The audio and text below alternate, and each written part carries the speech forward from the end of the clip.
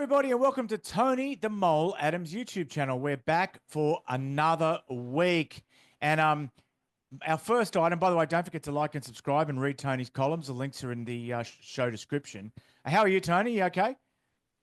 Yeah, doing well, Steve. But I tell you what, the weather in Sydney has turned very wintry very quickly. It's cold, wet, and windy. It's stinking hot here, and people say, people in Oz, they laugh at English people going out in the garden when it's 21 degrees or whatever with their shirts off.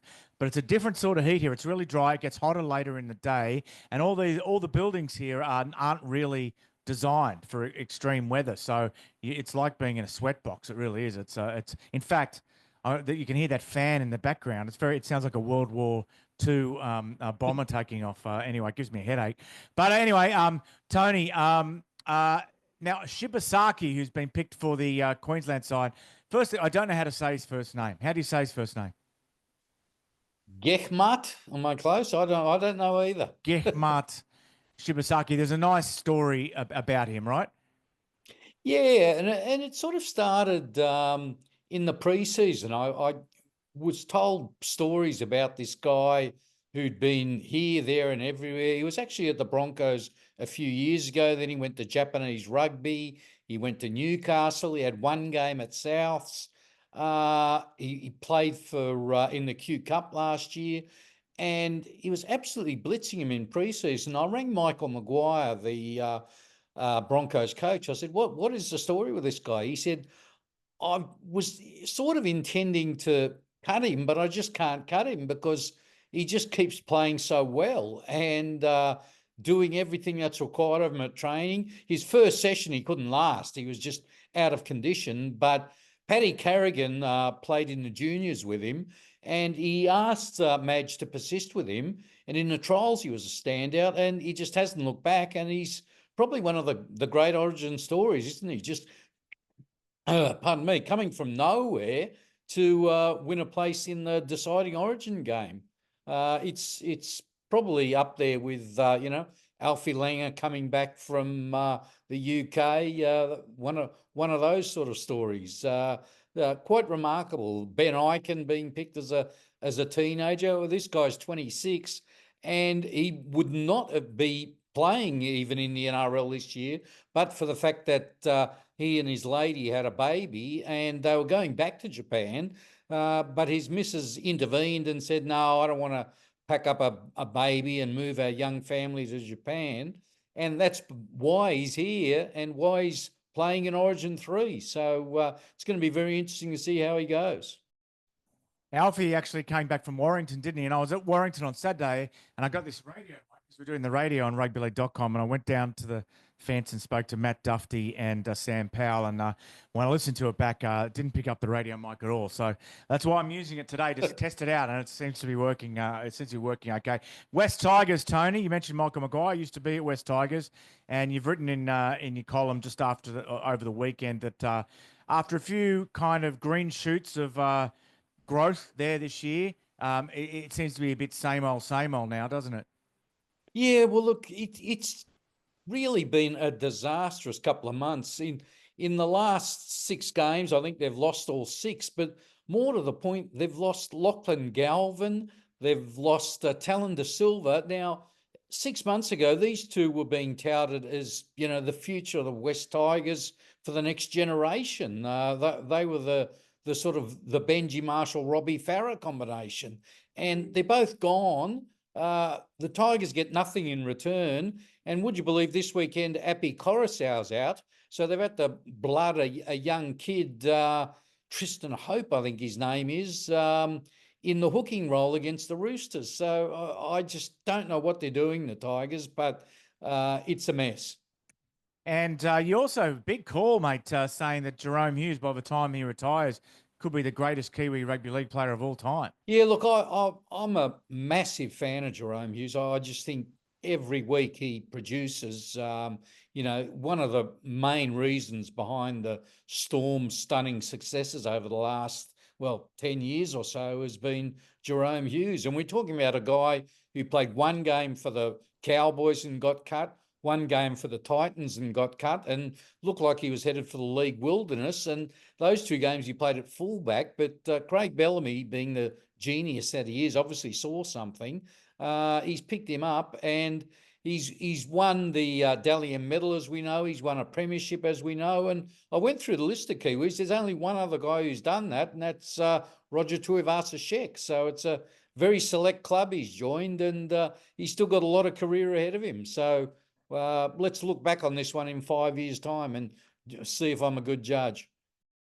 Now, Tony, I said I was at Warrington on Saturday, and in the second half, George Williams just put his foot on the accelerator in that game against Hull FC, and he was a class above. He's been quiet since he was injured, and been quiet since he came back. But there's talk about him going to very strongly to Dolphins next year. Now, Isaiah Katoa, what a halves combination that would be, him and Isaiah Katoa. You've got a big rap on the Dolphins this year.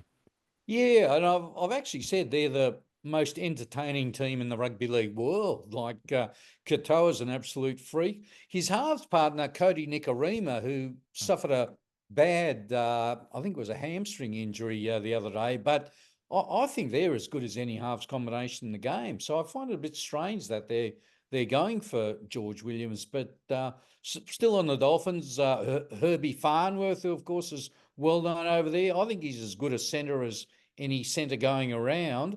And then you've got the Hammer, who just scored 4 tries last week. He just scores them for fun. So they're a really exciting team. I like the way Christian Wolf's got them playing.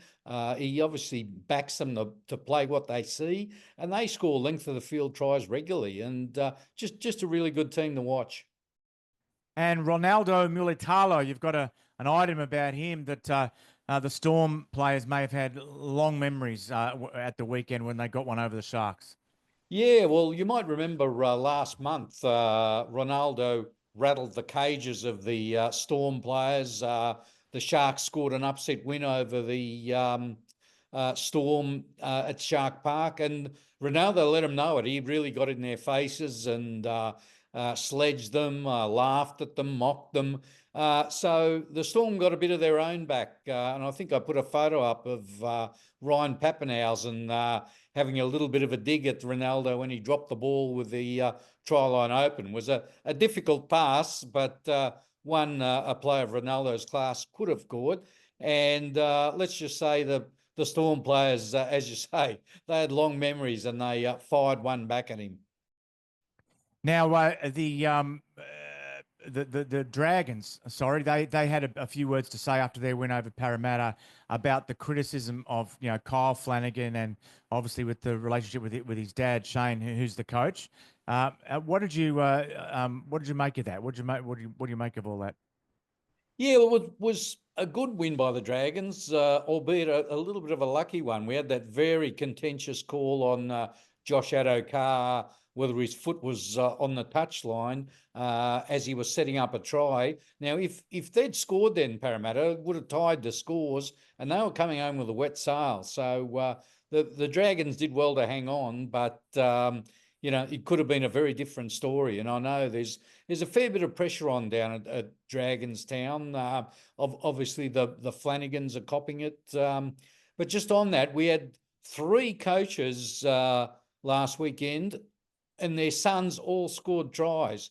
Cleary, Flanagan, and of course Stewart, Ricky Stewart's boys. So I think even the great David Middleton couldn't find another instance of that in rugby league history since 1908.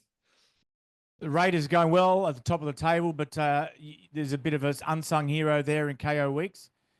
Yeah, that's right. He's been blitzing it every week, and we've got so many good fullbacks in the NRL that he's sort of left in the shadows a bit, but he's playing as well as any of them, and he's got speed, he's got all the skills, and that Canberra backline, they really set the league alight. After the Dolphins, they're probably the most effective backline we got, and it's one of the reasons they're in the well and truly in the top 2 in the league at the moment. And I think if someone had told you at the start of the season we'd have Canberra running in the top 2, you wouldn't have believed it. I think a fair few people were tipping him for the wooden spoon. So a wonderful performance by Ricky Stewart and players like K.O. Weeks. Tom Travojevic, is he going back to fullback anytime soon?